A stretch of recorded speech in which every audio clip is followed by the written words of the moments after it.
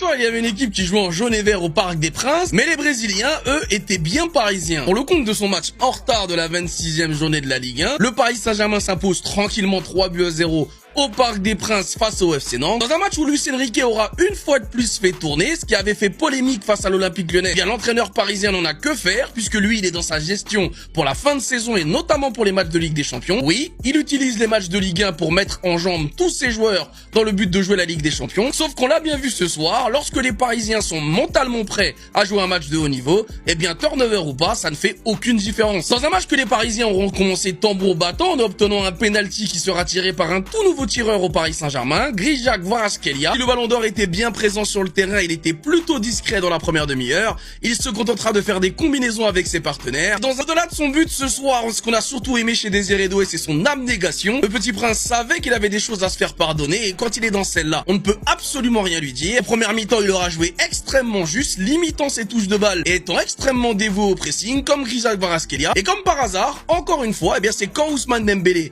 est présent sur le terrain, ce qui prouve une fois de plus que lorsqu'il n'est pas là, le pressing de l'attaque du PSG est complètement désorganisé. À la mi-temps, le Paris Saint-Germain mène donc 2-0 et les Parisiens reviendront en seconde mi-temps avec exactement la même mentalité et sur la défense du FC Nantes et a tranquillement inscrit son doublé. Autant que critiquer les performances de Kvaratskhelia, beaucoup de supporters du PSG nous estimaient qu'on était trop dur avec lui. Eh bien ce soir, vous constatez que au-delà de ses buts, sa performance globale face aux Nantais a tout simplement été un régal parce qu'il a été complet dans le jeu. 3-0, c'est le score final, mais le Paris Saint-Germain tapera encore une fois la barre et le poteau ce soir. Mention spéciale évidemment à Lucas Beraldo qui aura le droit à son focus en vidéo, tellement il m'a régalé ce soir. Mention spéciale évidemment à Marquinhos, mais également à Zabarni qui enchaîne une fois de plus encore un match où il n'est pas l'un des plus mauvais du Paris Saint-Germain. Il aura même fait d'ailleurs un très bon match ce soir et comme par hasard, eh bien c'est quand Marquinhos est à ses côtés. Sinon Warren Zaïre-Emery a encore découvert un nouveau poste puisqu'il a joué latéral gauche ce soir et en plus il a encore une fois été bon et on va commencer à mettre ce joueur dans un débat très inconfortable parce que s'il continue d'être bon arrière gauche, arrière droit et milieu de terrain, et à un moment donné on va être obligé d'attraper ses haters par le col. Sinon évidemment au classement le Paris Saint-Germain a désormais 4 points d'avance sur le Racing Club de Lens et vu qu'en plus le calendrier est bien fait, Lens se déplace à Brest ce vendredi, Brest coaché par le meilleur ami de Luis Enrique et donc si les hommes d'Éric Roy devaient s'imposer face aux Lensois et qu'en plus le Paris Saint-Germain qui se déplace à Angers ce samedi devait l'emporter, eh bien le Paris Saint-Germain pourrait se retrouver avec à peu près 7 points d'avance sur les Lensois avant de jouer le Bayern. Mais en fait Lucas Beraldo, qui es-tu réellement? Est-ce que t'es un défenseur ou est-ce que t'es un kiffeur? En fait, on sait pas avec toi, Lucas. Faut nous dire. Le match de Lucas Beraldo ce soir au milieu de terrain face au FC Nantes. Alors oui, évidemment, toute proportion gardée, c'était que le FC Nantes. Mais mon Dieu, techniquement, ce que Lucas Beraldo a proposé ce soir, pour un défenseur central encore une fois, au moment où vous regardez cette vidéo, je suis en train d'en parler à une de mes babies parce que c'est trop. Alors on savait, et venez pas dire qu'on savait pas parce qu'on vous avait prévenu. On savait que techniquement, c'était un super joueur. Mais ce que je l'ai vu faire ce soir, techniquement avec le ballon, au niveau de ses dribbles, au niveau de ses contrôles orientés, au niveau de sa vision du jeu, au niveau des combinaisons qu'il est capable de proposer dans les petits espaces avec ses partenaires, c'est du très haut niveau. Il y a quelque chose à gratter. Luis Enrique, j'ai la même vision que toi. Il y a quelque chose à gratter. En fait, c'est là où on voit encore une fois à quel point la pression et surtout le mental, ça fait la différence. Quand Lucas Beraldo est au milieu de terrain, il sait qu'il y a toute une défense derrière lui. Donc il joue de façon beaucoup plus relâchée. Quand il joue au milieu, on a l'impression qu'il est beaucoup moins lourd, qu'il est beaucoup plus mobile, qu'il est beaucoup plus intéressé et concerné par ce qui se passe sur le terrain. Il a même fait des appels dans les high pace. Il y a même un moment où il a littéralement avalé l'espace vers la surface de réparation qui nous a permis de nous procurer une occasion et j'étais persuadé que c'était Fabien Ruiz. Alors qu'en réalité, c'était lui. Mais Lucas, faut nous dire en fait qui tu es. Dis-nous s'il te plaît. Au-delà de ça, j'ai évidemment bien aimé également le match de Dro Fernandez qui a joué donc ce soir aux côtés de Beraldo, qui montre encore une fois que tout le débat que vous avez eu dimanche soir sur le manque d'automatisme de certains joueurs, au PSG ça ne compte pas puisqu'il y a tellement de turnover et de permutations pendant les matchs qu'en réalité c'est surtout une question de mentalité. Contre l'Olympique Lyonnais, il y a certains joueurs qui sont branlés sur nous, alors que ce soir contre le FC Nantes, on a vu qu'il y avait beaucoup de motivation de la part des joueurs, il y avait également des joueurs qui avaient des choses à prouver et bah comme par hasard, c'était beaucoup mieux dans la récupération des ballons, dans le pressing, dans la volonté de vouloir étouffer l'adversaire et Dro Fernandez au milieu de terrain, bah il a participé à tout ça. Il a démarré le match titulaire, ça s'est bien passé, alors que Seny Mayoulou contre Lyon a démarré titulaire et il est rapidement sorti parce que ça s'est mal passé pour lui. On le rappelle, le PSG est intéressé par Matheus Fernandes cet été. Ça commence à sentir le roussi pour Mayoulou. Beraldo qui devient un joueur sur qui on peut compter dans la rotation au milieu de terrain. Moi, je pense qu'au point où on est, il y a absolument rien que cet homme n'est pas capable de réussir au Paris Saint-Germain. Gonzalo Ramos, ce mec-là, il n'aime pas être titulaire. On lui a donné tellement de chance d'être titulaire, de prouver ce qu'il peut faire en tant que mec qui débute les matchs, mais il n'arrête pas de nous prouver, à moi et Luis Enrique, que c'est un mec qui aime entrer en jeu et de profiter lorsque les adversaires sont fatigués. Parce que lorsque les adversaires viennent de débuter comme lui, il n'arrive jamais. Il n'arrive jamais et c'est pas la première fois. Il nous met ce penalty, on fait 2-2. Clairement. Après, bon, on va pas se mentir, c'était un penalty très généreux. Très généreux. Mais c'est quand même dans le dos. C'est pas épaule contre épaule. Épaule dans le dos. Donc, ça peut siffler, c'est pas scandaleux. En tout cas, victoire méritée pour l'Olympique lyonnais, même si lorsqu'ils ont mené 2-0, ils ont complètement refusé de jouer. Ils se sont concentrés sur leur défense et tout. Ils ont défendu durement jusqu'à la fin. C'est quand même quelque chose à féliciter. Ils ont pris leurs 3 points. Mais le Paris Saint-Germain, ça m'inquiète un peu parce que le titre, il est quand même assez menacé avec Lens derrière. Là, aujourd'hui, il n'y a pas d'équipe A. Difficile de gagner, pas vraiment d'animation. C'est vrai que devant, on a eu droit à un Gonzalo Ramos, Bradley Barcola et Désiré Doué en tant que titulaire. Mais je pense que si Ousmane Dembélé avait débuté, on aurait vu un autre match. Franchement, les gars, faut en parler. L'entrée incroyable de notre jeune Chichi parisien et international sénégalais, Ibrahim Mbaye, hier soir. Parce que les gars, son entrée, elle a été incroyable. Pour rappel, Ibrahim Mbaye, les gars, il a failli être passeur décisif à double reprise, les gars, hier soir. Une fois pour Fabian Ruiz, malheureusement Fabian Ruiz a touché le poteau. Et une deuxième fois pour Bradley Barcola, malheureusement arrêt du gardien. Mais au-delà de ça, les gars, quand on regarde son entrée dans l'ensemble de ce qu'il a réalisé, c'est incroyable, c'est impressionnant. Quand on vous dit que c'est un joueur qui possède un talent avec de qualités exceptionnelles, c'est pas pour rien. Parce que son entrée, les gars, hier, elle parle d'elle-même. Incroyable. C'est pareil de sa vitesse, parce que hier soir, les gars, il a été énormément percutant. Il allait de l'avant directement. Il savait ce qu'il avait à faire. Et ça se voyait, les gars, qui étaient déterminés.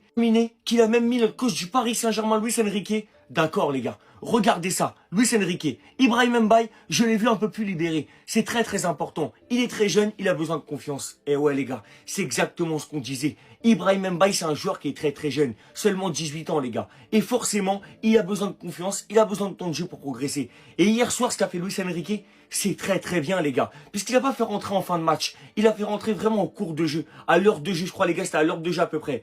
Mais franchement, il y a eu du temps. Et il y a eu le temps de montrer de quoi il est réellement capable. Et c'est ça qu'il faut, les gars. Et ça, c'est très positif pour la suite. Parce que vu sa déclaration en fin de match, faut le dire, les gars. Prochain match, Ibrahim Mbaye, il pourra encore avoir du temps de jeu. Et c'est ça qu'on veut. Il faut qu'il gratte le maximum de minutes pour se mettre en confiance. Après, croyez-moi, Ibrahim Mbaye, il va briller au Paris Saint-Germain. Franchement, très belle entrée de Ibrahim Mbaye hier soir face à Nantes. On est ensemble. Ici Paris et Parisiens ont rien. On ne se rend pas assez compte de la saison qu'est en train de réaliser Gvichak Kvaratskhelia. C'est exceptionnel, les gars. Pour rappel, la saison n'est même pas terminée. Et Gvichak Kvaratskhelia, cette saison, toute compétition confondue, c'est 19 buts et 9 passes décisifs. 19 buts et 9 passes décisifs, les gars. C'est juste exceptionnel et impressionnant. Au-delà des stats, ce qu'il apporte dans le jeu parisien est juste impressionnant. Et juste somptueux, exceptionnel. Parce que les gars, je peux vous le dire, que ce soit en attaque, au milieu de terrain, en défense, Gvichak Kvaratskhelia, il est partout, les gars. Il est partout et en plus quand il faut. Impressionnant ce joueur. Réaction de notre coach du Paris Saint-Germain, Luis Enrique, après ce match face à Nantes. Pour rappel, magnifique doublé de Gvichak Kvaratskhelia. Regardez ce qu'il a ajouté. Kvara a pensé que c'était la Champions League. Non mais les gars, sérieusement, clairement les gars, il s'est cru en Ligue des Champions. Gars, il est déjà prêt pour les demi-finales de la Ligue des Champions face au Bayern Munich. Parce que vu les performances les gars, il n'y a rien à dire. C'est incroyable, c'est exceptionnel. Je vous le dis les gars, et je continuerai de le dire. À son poste, il n'y a pas mieux que lui. Actuellement, c'est lui le meilleur. Mais bien sûr, ça n'aurait pas été une année de Coupe du Monde. Qu'est-ce qui lui empêche de gagner le Ballon d'Or? Rien les gars, rien. En tout cas, performance exceptionnelle de Gvichak Kvaratskhelia ce soir. C'est très fort Gvichak. On est ensemble, ici Paris et Parisiens ont rien. Oui, c'est ça qu'on veut. C'est ça qu'on veut les gars. À maintenant moins d'une semaine de ce choc face au Bayern Munich, c'est exactement la performance qu'il faut réaliser et le résultat qu'il faut faire les gars. Magnifique victoire du Paris Saint-Germain sur un magnifique score de 3-0 ce soir face à Nantes. Paris fait l'essentiel, Paris fait ce qu'il faut et Paris prend les 3 points qui sont très précieux les gars. On va retenir les gars, c'est que maintenant on a une avance qui est quand même assez confortable face à Lens. Alors bien sûr rien n'est fait les gars. Mais c'est très positif pour la suite. Là, il va falloir enchaîner les victoires. Il va falloir tout donner. Franchement, le niveau de jeu proposé par le Paris Saint-Germain Franchement les gars, c'est magnifique, il n'y a rien à dire.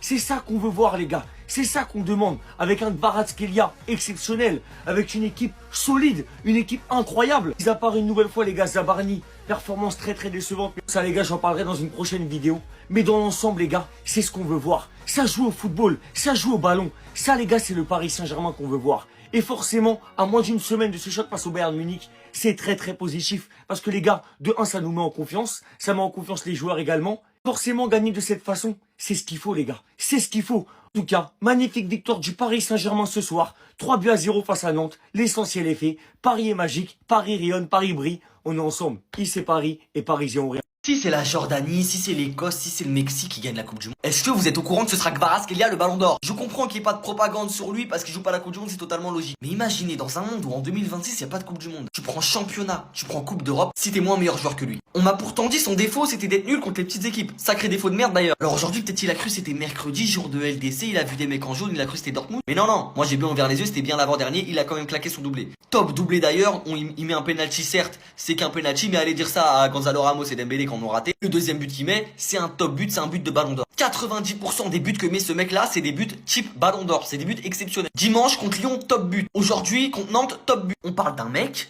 qui est 6 fois décisif, en 8ème aller, 8ème retour, quart de finale aller, quart de finale retour. 6 fois décisif. Au début des phases à élimination en Coupe d'Europe, tu prends toutes les Coupes d'Europe réunies, c'est lui le plus décisif, c'est lui le meilleur joueur. Il met des top buts en plus les gars, c'est ça qui me fascine. Tu peux avoir des stats, tu peux être bon dans les gros matchs. Déjà c'est un critère très important ça, être bon dans les gros matchs, et c'est ce qu'il est tout le temps. Mais en plus de ça, il met des top buts dans des top matchs. En plus de marquer, il commence à devenir très bon même en Ligue 1. C'est un exemple sur le terrain. Le mec il défend, il a une grinta de fou, il est inépuisable, il fait des efforts, il joue pour l'équipe. Il ne sera pas Ballon d'Or, mais il faut quand même louer sa saison parce qu'elle sera oubliée, parce qu'il y aura la Coupe du Monde, il y aura toutes les stars sauf lui. Il suffira peut-être d'un miracle, voilà, qu'une vieille équipe gagne la Coupe du Monde comme j'en ai cité au début de la vidéo, et que beaucoup de stars se foirent à la Coupe du Monde, et je vous jure qu'il aura son mot à dire. Mais bon, ça fait quand même beaucoup de si. Il faut souligner sa saison à ce mec là parce que c'est une saison cheat Ballon d'Or, il a vraiment pas de chance que ça tombe lors de la Coupe du Monde. Enrique, il y aura des petits ajustements cet été, comme l'année dernière, on va pas signer beaucoup de joueurs. Il a totalement raison. Il nous a prouvé par A plus B qu'il n'avait pas besoin de recruter je ne sais combien de joueurs, car il aime la polyvalence, il aime les joueurs qui s'adaptent. Regardez juste un Zaïre Emery, il l'a fait jouer 6, il l'a fait jouer 8, il l'a fait jouer latéral droit, il peut même le faire jouer latéral gauche. Aujourd'hui c'est Beraldo, il le fait jouer latéral, il le fait jouer défenseur central, il le fait jouer numéro 6. Il faut juste que cet été, en ayant fait un petit recrutement, en ayant pris Chevalier et Zabarni,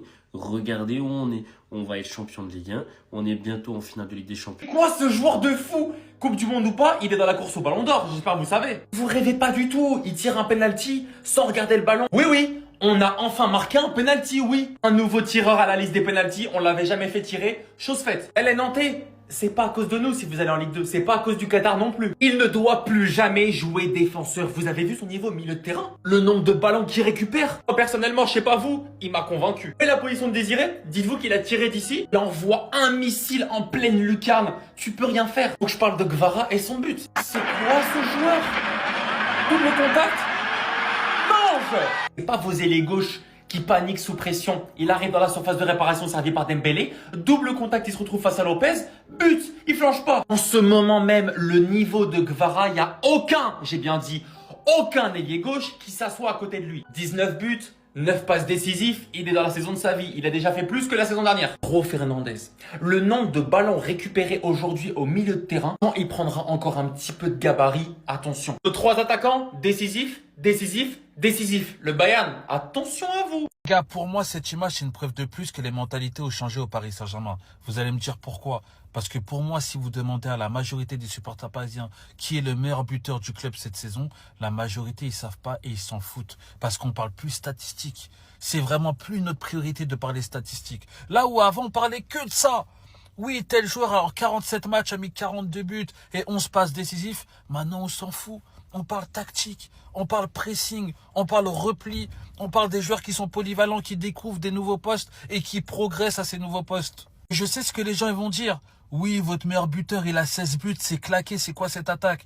Eh ben les gars, c'est suffisant pour aller en demi-finale de Ligue des Champions. En écrasant Chelsea 8-2 sur la double confrontation, en écrasant Liverpool 4-0 sur la double confrontation, en se régalant toute la saison, en attaque offensivement. Donc vraiment, merci à Luis Enrique d'avoir réussi à rentrer dans nos têtes que ça, c'est mieux que d'avoir un joueur avec plus de 40-50 buts. Vraiment, merci à Luis Enrique. Les gars, à l'heure là, est-ce qu'il y a un meilleur ailier gauche que Kvaratskhelia? Est-ce qu'il y a un meilleur ailier gauche que Kvaratskhelia? Waouh. En ce moment là, il est en train de montrer que le foot c'est trop facile pour lui. Là, il joue avec les professionnels comme s'il était dans son jardin. Banger sur banger. Il élimine tous les défenseurs avec une facilité déconcertante. Non les gars, la vérité c'est trop Kvara. On n'en parle pas assez, mais c'est trop. Déjà niveau stade cette saison ça va, et c'est pas ouf. Parce que la saison du PSG elle a mis du temps à se lancer et la sienne aussi. Mais il est à 19 buts, 9 passes D, c'est bien. Et là où il fait vraiment la différence, c'est en Ligue des Champions. Dans les grands moments. Il a signé au PSG en janvier de l'année dernière. Dès qu'il est arrivé en Ligue des Champions, il a été efficace. Il a été archi important dans la prise à la Ligue des Champions de la saison passée. Et là, cette année, il recommence. Il est en pleine forme au moment où il faut être en pleine forme.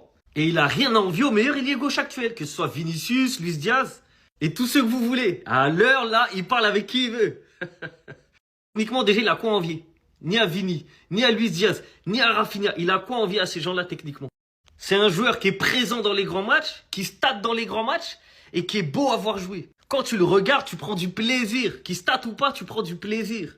Le but qu'il met contre Nantes là, allez le voir. Il met un double contact, mais avec une facilité. Il perce la défense trop facilement. C'est trop facile pour lui. Donc les gars, je viens ici et je le dis et je l'affirme. C'est le meilleur ailier gauche actuel.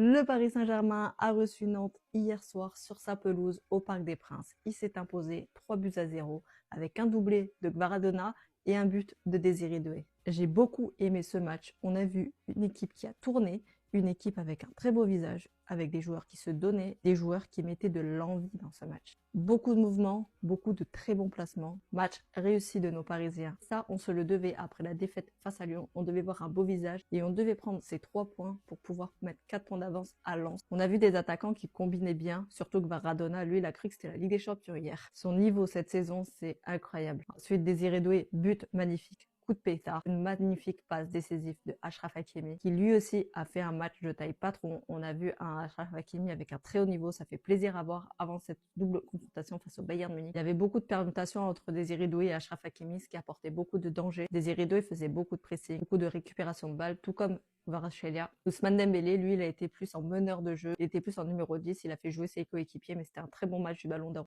Et Warren, qui a commencé latéral gauche. Lui, Warren, cette saison, tu peux le faire. Latéral droit, milieu, latéral gauche, gardien, il sera fort. C'est aberrant le niveau de Warren Zaïre-Emery cette saison.